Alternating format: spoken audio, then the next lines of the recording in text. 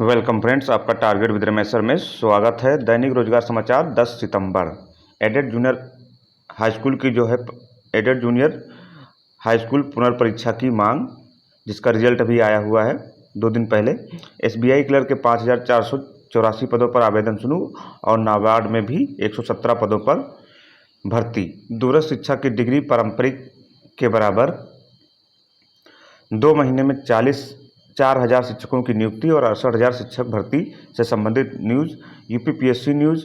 Result, RO typing और शिक्षा मित्रों का मानदेय बढ़ाने की मांग, आत्महत्या। इन सभी महत्वपूर्ण खबरों को हम लोग डिटेल से जानेंगे। उससे पहले अगर चैनल पर नए हो तो चैनल को सब्सक्राइब कर लें, बेल आइकन ऑल पे प्रेस कर लें और वीडियो को लाइक शेयर जरूर कर दें। आइए महत्वपूर्ण खबरों को डिटेल से जान लेते हैं। पहली महत्वपूर्ण खबर यही, एडेड जूनियर जो रिजल्ट आया है उसके विरोध को लेकर के परीक्षा की फिर से मांग कर रहे हैं छात्र। सीएम को किया ट्वीट, पुनर्परीक्षा की मांग। परीक्षा नियामक प्राधिकारी यानी पीएनपी कार्यालय में शुक्रवार को भी अभ्यर्थियों ने जूनियर एडेड परीक्षा परिणाम में अनियमितताओं के विरोध में प्रदर्शन किया। युवा मंच अध्यक्ष अनिल सिंह ने सीएम योगी आदित्यनाथ को ट्वीट कर पुनर्परीक्षा की मांग की। अनिल सिंह ने कहा है कि परीक्षा नियामक प्राधिकारी की लापरवाही का खामियाजा हजारों अभ्यर्थियों को भुगतना पड़ा। ईमानदारी के साथ निष्पक्ष जांच कराई जाए तो इसमें संलिप्त अधिकारियों और नकल माफियाओं के नाम भी सामने आएंगे। अगली महत्वपूर्ण खबर है वो एसबीआई क्लर्क के 5484 पदों को लेकर के है, जिसकी आवेदन बैंक की भर्ती परीक्षाओं की तैयारी में जुटे प्रतियोगियों के लिए बड़ा अवसर मिलने जा रहा है। भारतीय स्टेट बैंक की ओर से क्लरिकल ग्रेड जूनियर एसोसिएट के 5084 पदों पर के लिए आवेदन मांगे गए हैं। इसमें 631 पद उत्तर प्रदेश में है। आवेदन की अंतिम आखिरी तारीख 27 सितंबर है। चयन प्रक्रिया और चयन प्रारंभिक और मुख्य परीक्षा के आधार पर होगा।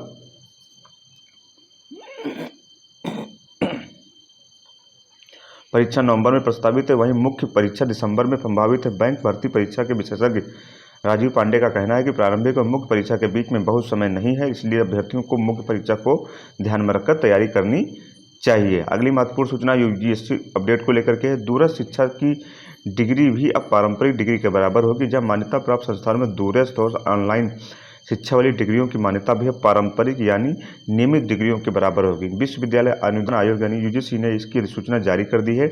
यूजीसी ने राज्यों और विश्वविद्यालयों को लिखे पत्र में कहा है कि यह निर्णय UGC open and distance learning program and online program regulation 2020 के नियम 22 के अनुसार लिया गया है। अब कोई भी संस्थान या कंपनी ओडीएल यानी ऑनलाइन डिग्री माध्यम से डिग्री या डिप्लोमा धारकों को नौकरी देने से इनकार नहीं कर सकेगा। यूजीसी के अध्यक्ष प्रोफेसर एम जगदीश कुमार ने बताया है कि फैसला लाखों करोड़ों छात्रों के लिए बड़ी राहत है। यूजीसी में 2020 में भी इसकी सूचना जारी की थी, तो ये बहुत ही अच्छी सूचना है। इसमें लाखों करोड़ों छात्रों के भविष्य के उज्जवल होंगे और जो लाखों करोड़ों छात्र जो दूरस्थ डिग्री से अपना डिग्रियां लेके बैठे हैं, वो अब पारंपरिक और सरकारी नौकरियों जो रेगुलर डिग्रियां हैं उन्हीं के बराबर नौकरी में भागीदारी कर पाएंगे। अगली महत्वपूर्ण सूचना है वो शिक्षक भर्ती को लेकर के है। 2 महीने में 4,000 शिक्षक भर्तियों की होगी नियुक्ति और 68,000 शिक्षक भर्ती। 2 महीने में 4,000 शिक्षकों की होगी नियुक्ति। 18-19 जुलाई को कार्यभार ग्रहण किया। 15-16 को काउंसलिंग और स्कूल आवंटन नहीं हुआ। बीएससी कार्यालय में लगाते हैं हाजिरी। जी हाँ, परिषदीय स्कूलों के तकरीबन 4,000 सहायक अध्यापकों को लगभग 2 महीने के बाद विद्यालयों में तैनाती होगी। हाईकोर्ट के आदेश पर मेरिटोरियस रिजर्व कैटेगरी के शिक्षकों को मनचाहे जिले में तबादला हुआ था। 2 चरणों में मई में 2,908 और जुलाई में 1,024 शिक्षकों को मनपसंद जिला आवंटित किया गया था। इन शिक्षकों में 18 से 19 जुलाई को संबंधित जिले के बेसिक शिक्षा अधिकारी कार्यालय में कार्यभार ग्रहण कर लिया, लेकिन अब तक स्कूल आवंटन नहीं हो सका। ये शिक्षक पिछले 1.5 महीने से बीएससी कार्यालय में हाजिरी लगा रहे हैं। बेसिक शिक्षा परिषद के सचिव प्रताप सिंह बघेल ने 7 सितंबर को अधिसूचना और पत्र जारी कर सूचना शिक्षकों का ऑनलाइन 15 से 16 सितंबर तक जिले में कार्यभार दिए जाने का और एरियर भुगतान किए जाने की बात की। वहीं 69 शिक्षक भर्ती के क्रम में आरक्षित वर्ग के 6800 चयनितों की सूची के अभ्यर्थियों की नियुक्ति की मांग को लेकर शुक्रवार को शिक्षा निदेशालय में बेसिक शिक्षा परिषद कार्यालय में ज्ञापन सौंपा गया। लक्ष्मीकांत यादव, अनु पटेल और माही, नीलू, राधा, वेद प्रकाश, मनोज, अजय आदि का कहना है कि मुख्यमंत्री का आदेश है कि 6800 को जल्द नियुक्ति दी जाए, लेकिन विभागीय अफसर जानबूझकर देरी कर रहे हैं, जिसमें अभ्यर्थी शारीरिक और मानसिक रूप से परेशान हो रहे हैं। ये काफ़ी दिन से मामला चल रहा है। 68,000 शिक्षक भर्ती की नियुक्ति को लेकर के उप मुख्यमंत्री के पास गए, मुख्यमंत्री के पास गए, शिक्षा विभाग के जो शिक्षा मंत्री हैं उनके पास गए, बार बार आला अधिकारियों के पास से छात्र जाए और नियुक्ति की बार बार मांग कर रहे हैं, मगर जूं नहीं रेंग रही है। इन अधिकारियों पे, नेताओं पे कोई प्रकार की कोई अभी तक कार्रवाई देखने को नहीं मिली। लगातार लगभग छात्र 3 महीने से सक्रिय हैं नियुक्ति को लेकर के। अगली महत्वपूर्ण सूचना है वो है यूपीपीएससी न्यूज को लेकर के है। रिजल्ट, आरओ की टाइपिंग, इन सबसे महत्वपूर्ण जुड़ी हुई सूचनाएं हैं यूपीपीएससी को लेकर के। 12 अभ्यर्थियों के आवेदन निरस्त कर दिए गए। जी हाँ, लोक सेवा आयोग में ने प्रवक्ता राजकीय आश्रम बद्ध इंटर कॉलेज 2021 में सफल अभ्यर्थियों के संबंध में महत्वपूर्ण निर्णय लिया है। आयोग ने आवेदन की अंतिम तिथि तक अर्हता न पूरी करने वाले सफल अभ्यर्थियों का आवेदन निरस्त कर दिया है। आयोग की उप सचिव विनीता सिंह ने मुताबिक उसमें गणित विषय में 1, रसायन विज्ञान में 5 और भौतिक विज्ञान में 6 अभ्यर्थियों के आवेदन निरस्त कर दिए गए हैं। वहीं कंप्यूटर टाइपिंग परीक्षा 11 अक्टूबर से स्टार्ट हो रही है। उत्तर प्रदेश लोक सेवा की समीक्षा और सहायक समीक्षा अधिकारी आज सामान्य और विशेष चयन 2021 की कंप्यूटर टाइपिंग परीक्षा 11 अक्टूबर से 14 अक्टूबर के बीच संपन्न कराई जाएगी। परीक्षा से संबंधित विस्तृत कार्यक्रम की सूचना अलग से दी जाएगी। और यूपीपीएससी की अगली न्यूज़ है, राजकीय मेडिकल कॉलेजों में असिस्टेंट प्रोफेसर पद पर चयन।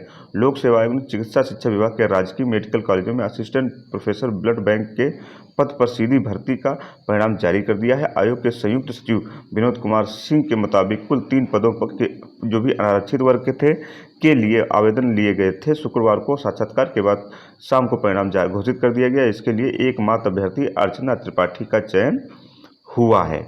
अगली महत्वपूर्ण सूचना है, इसी को लेकर के ही है, टाइपिंग को लेकर के। टाइपिंग की विज्ञप्ति है।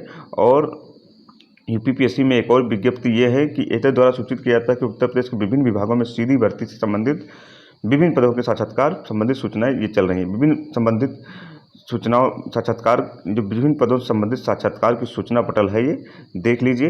नंबर 1 है जो है चिकित्सा विभाग उत्तर प्रदेश, चिकित्सा शिक्षा विभाग उत्तर प्रदेश, सहायक आचार्य, साइकियाट्री, इसमें 22 सितंबर को साक्षात्कार की तिथि है। 3 पद हैं। और चिकित्सा विभाग उत्तर प्रदेश में ही सहायक आचार्य माइक्रोबायोलॉजी में 22 सितंबर को इसका है और 1 पद है। और तीसरा है चिकित्सा विभाग उत्तर प्रदेश में सहायक आचार्य आर्थोपेडिक्स, मेडिकल से संबंधित ये वैकेंसियां हैं। 23 सितंबर को इसका इंटरव्यू है और 2 पद हैं। अगला है चिकित्सकीय विभाग सहायक आचार्य फार्माकोलॉजी, 23 सितंबर को ही इसका इंटरव्यू है और 3 पद हैं। और चिकित्सा विभाग में ही सहायक आचार्य फिजिस्ट के 23 सितंबर को ही 1 पद है। और उत्तर प्रदेश आयुष यानी प्रवक्ता आमराजे जिल्द व ताजिनियत ये है, इसकी 16 सितंबर 2 बजे से 1 पद है, होगा इंटरव्यू। और कर्मशाला अनुदेशक की 19, 20, 21 सितंबर को होंगे, 10 पद हैं। कर्मशाला अनुदेशक सीट मेटल पेंटिंग के 26, 27 सितंबर को इंटरव्यू होगा, इसके 10 पद हैं। जी हाँ, ये इसमें ज़्यादा पद हैं। तो ये सूचना पटल है जिसकी सीधी भर्ती हो रही है। इंटरव्यू के बाद तुरंत ही भर्तियाँ हो रही हैं। अगली महत्वपूर्ण सूचना है वो है शिक्षा मित्रों के मानदेय को बढ़ाए जाने को लेकर के। शिक्षा मित्रों का मानदेय बढ़ाए जाने की मांग उत्तर प्रदेश दूरस्थ बीटीसी शिक्षक संघ ने शिक्षा मित्रों का मानदेय बढ़ाने की मांग की है। संघ के प्रदेश अध्यक्ष अनिल यादव ने कहा है कि बिजनौर जिले में एक शिक्षा मित्र के आर्थिक तंगी चलते आत्महत्या का मामला दुखद है। उन्होंने कहा कि वर्ष 2017 में विधानसभा चुनाव के दौरान भाजपा ने शिक्षा मित्रों की स्थिति सुधारने का वादा किया था। वाराणसी की जनसभा में प्रधानमंत्री ने भी आश्वासन दिया था। इसके बाद भी शिक्षा मित्रों पर कोई ध्यान नहीं दिया जा रहा है। उन्होंने बिजनौर में आत्महत्या करने वाले शिक्षा मित्र कौशल कुमार के मामले में सुप्रीम कोर्ट और मानवाधिकार आयोग से स्वतः संज्ञान लेकर शिक्षा मित्रों के हित में उचित निर्णय व न्याय दिलाने की मांग की है। जी हाँ, शिक्षा मित्रों की तंगी से परेशान शिक्षा मित्र ने ट्रेन से कटकर जान दे दी है। जी हाँ, सरकार की गलत नीतियों के कारण बताया जिम्मेदार। जी, ये शिक्षा मित्र हैं, इन्होंने आत्महत्या कर ली है और काफ़ी ये दुखद बात है। सरकार की नीतियों के ऊपर मुंह पे तमाचा है। आजकल इतनी महंगाई में 10,000 के मानदेय में कैसे कोई गुजारा कर पाएगा? आप लोगों के लिए सोचने का विषय है। और इनके 3 बच्चे भी हैं, इनमें देख लीजिए कौशल कुमार के 3 छोटे बच्चे हैं। बड़ा लड़का 10 वर्ष का है, छोटी लड़की 8 वर्ष की और छोटा बच्चा 5 वर्ष का है। बताइए, 3 बच्चे और माँ बाप का खर्चा और अपना कुछ खर्चा, मतलब 3 दो 5 दो 7 लोगों का खर्चा 10,000 की बहुत ही कम मामूली धनराशि में कैसे चल पाएगा?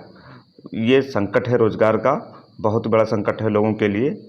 बड़ी बड़ी डिग्रियां लेने के बाद, एक लंबे समय मेहनत करने के बाद हाथ में सिर्फ 10,000 5,000 आना भी मुश्किल हो जाता है। एक रेगुलर रोजगार का बहुत बड़ा अभाव है इस देश में। रोजगार का बहुत बड़ा संकट है इस सरकार में, इस समय, इस देश में। ये रही आज की महत्वपूर्ण और लेटेस्ट अपडेट। चैनल पे नए हो तो फिर से मैं आग्रह करूंगा, चैनल को सब्सक्राइब कर लें, बेल आइकन ऑल पे प्रेस कर लें और वीडियो को लाइक शेयर जरूर कर दें। पूरा वीडियो देखने के लिए धन्यवाद।